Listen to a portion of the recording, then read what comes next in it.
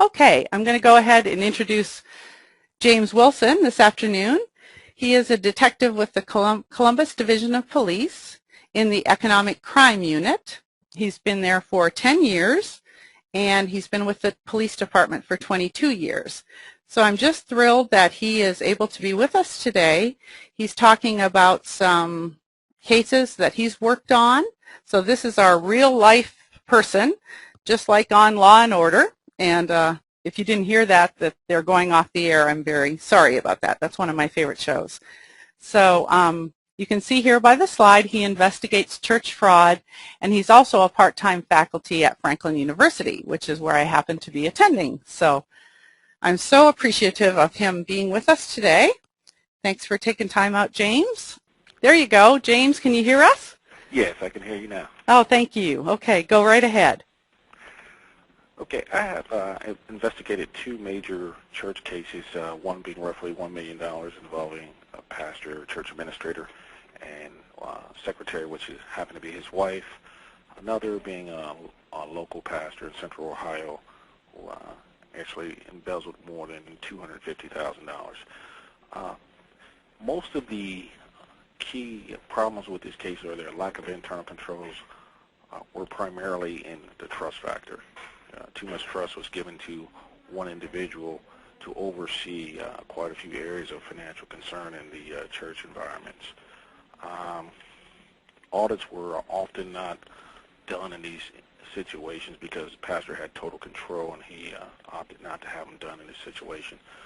This case is, I can speak of as World of Pentecost Church. It's active still. It's due to go to trial. It's been a year delay in the trial based on a few different appeals and 32 counts of felony theft and money laundering and forgery. See what else we can touch on in this case. There was so many different factors in the case. It originated out of a property sale to the city of Columbus for roughly $980,000, and at that point the pastor made himself a signer on the accounts, which is done quite often in a lot of churches. I don't know if it's a good practice because the controls can be through intimidation. Yes, so in this case, the pastor chose to become a signer on the account so that he would have access to these funds. Before the sale took place, he was not a signer on the account. And in this case, he made his brother-in-law the church administrator so that he could manipulate the funds, although the brother-in-law did not have any financial experience in order to control the ingoing or the outgoing flow of the cash from the bank accounts. Wow, that is amazing. Doesn't have any experience, but yet comes in and works in the church. Right, he was able to appoint him based on being a pastor of the church. We can go on through this case. There were conversion of property. The church had mortgaged against the church that he was able to do without the consent of a board due to he was able to forge a vote that it was okay for him to go forward with that. And the meetings didn't reflect that. No one really knew that this had taken place until after 3 loans had been taken against the church and were repaid by the church unknowingly. That just blows me away. And how big of a church was this, James? This church had approximately 80 members. Oh, not a real large church. The sale of the property was primarily how they achieved these funds and were looking forward to building a new church. So, and I could go on. There's credit cards, there's personal purchases, there's a conversion of property, and salary was astronomical for his the size of his congregation. Mm-hmm. And there's numerous lax internal controls because he was the internal control in this situation, which was not effective as far as keeping the funds within the church. The other cases involving another church is very similar as far as the control factor of no accountability. There's no one that the pastor had to account for in this situation. The administrators were undertrained and not accounting persons in order to be able to reconcile and control the accounts effectively. So they were pretty much tokens in this situation and also ended up facing criminal charges because they weren't fiduciary responsible for the accounts. So pretty much they kind of border the same pattern. So if anyone has any questions, you can bring them forward to me. I'll answer as many as I can. Thank you so much. Yeah, he touched on quite a few of these different terms. I asked him to speak mostly on skimming and cash larceny. I'm not sure if you were here for that part of the presentation when we defined those areas, but Okay. you mentioned conversion, and like I asked you earlier, I'm sure some of our audience doesn't understand what conversion is. Could you explain that a little more?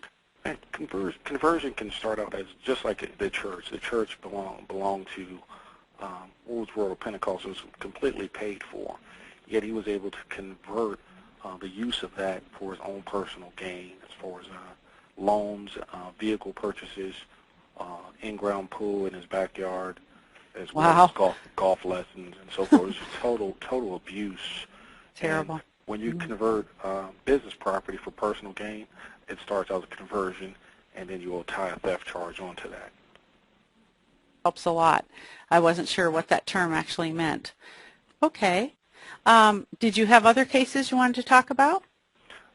I can run through. I'm looking at the screen. I can run through each of these categories. That would be great. To the church.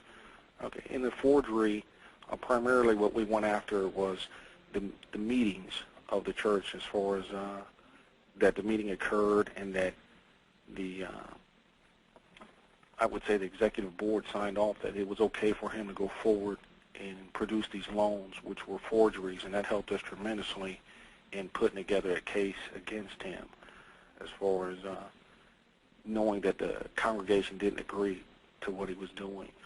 Skimming, it kind of spoke of before, to whereas skimming can happen on many facets, even in your offerings, as far as they're not recorded or recorded improperly. Cash larceny, kind of mentioned in this that he had just total freedom. If you don't have any checks and balances, cash larceny can occur relatively easily. The money laundering portion of this is a term whereas if you take a bad situation as far as stolen funds and you attempt to make them good, is where the term money laundering comes in at. In this case, the loans were fraudulent, and when he took those loans and attempted to make purchases, he would divert some saying they were for church purposes, some personal. We were able to make money laundering charges off of that because they were obtained fraudulently. So that goes through those four. Thank you. Yes, that's helpful. We do have a question. Did the congregation not receive any reports showing the paying back of the loans that he took out? The church was unaware of the loans that had taken place. One was a Hummer. They knew he had this Hummer, but they didn't know they were paying for it. And they had no nice idea vehicle. that there was a loan in place. A loan in place against the church. They thought it was a personal loan on his behalf. And then we had another question. Do you have any other stories about employees? Pick a category. Well, maybe volunteers, since they don't have to be employed.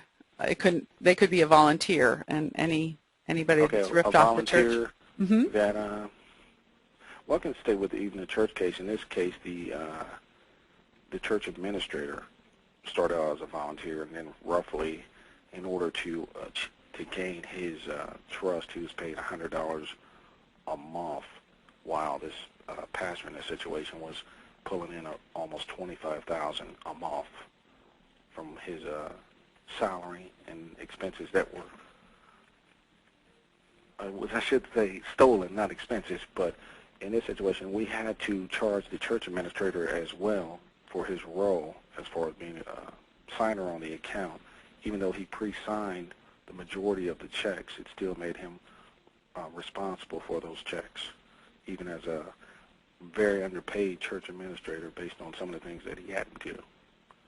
Right. Those church administrators, I tell you, they get a bad rap sometimes. I do have two other questions from the floor. Did the church have a financial committee? Financial committee. They had an executive board which he was a member of, and he controlled the paperwork as far as what he allowed them to see. He would produce the documents, and they would just verify the document without any supporting documents like a bank statement that says, yes, these funds are in the bank. So it was pretty much a fully trusting their pastor that he was doing the right thing. Wow. We're getting a lot of wows on the questions here, too. And someone's asking how long before the fraud was discovered?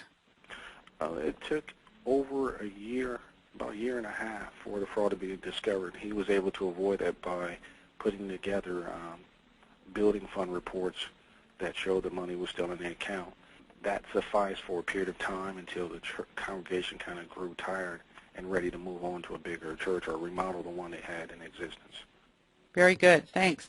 Can you speak to the fiduciary responsibility of anyone taking the job of a church administrator?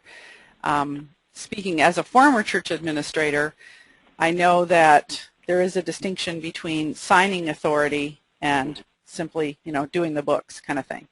In my investigation of churches, it's a very difficult situation because as a pastor, you want to be able to lead your church and lead the direction. You want to have some say and some input, and I've heard that argument at the same time, to whereas if they become a signer on a certain account, they feel like they have more access, more control as far as the direction of the church, but also it puts the administrator in a bad situation as far as maybe possibly succumbing to that pastor's wants and desires or needs as being technically the CEO of the church. So in some situations you see them as an employee, which I think works better for the church administrator because they have a little more leverage, a little more control. But if they're operating as church administrator and the pastor is operating pretty much as CEO, yes, it can create quite a bit of conflict. Exactly. Wow. So in the end, though, I mean, you have to be responsible for what it goes out of the account, what comes in. So, or you could be criminally charged. So you would have to hold your ground, basically, in a situation whereas your control is being undermined in some capacity. Right. Excellent. Thank you so much for that. I don't think we have any more questions, so you're welcome to stay on with us. We appreciate you taking time out of your day, especially just with all of your experience working, and keep doing that out there. If you had maybe top 2 things for people to take away in terms of prevention, what would you say they should do at their church? Prevention, checks and balances are critical. I mean, a lot of people would think that if it's a person who signs off on your work or overlook what you're doing, or if there's 2 signers, that it's nitpicking. They can even say that it's cumbersome, but it's necessary. It's very necessary in order to achieve the financial results that you want. It helps with growth. I've seen a lot of churches suffer through this, through having limited financial experience. So if you have someone who's an accountant or capable of operating that capacity because they've been trained or educated in that capacity, definitely utilize their talents, and you can't rely on a person to have too much control to do everything. Exactly. It has to be separation of duties if you want to succeed without incurring some kind of internal thefts.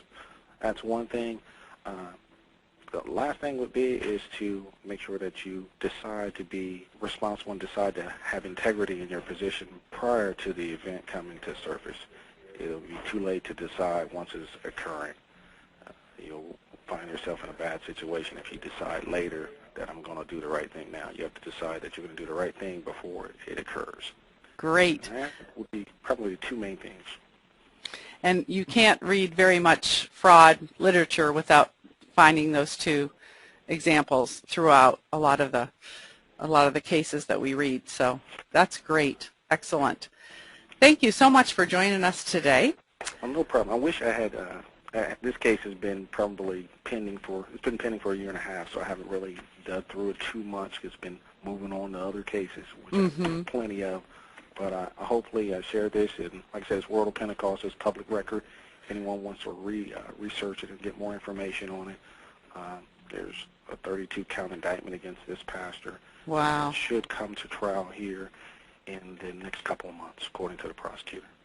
Well, we'll watch the press for that and So just keep up the good work out there, and maybe I'll run into you somewhere in my classes at Franklin. Okay. Thank you for Thanks having a me. lot. All right.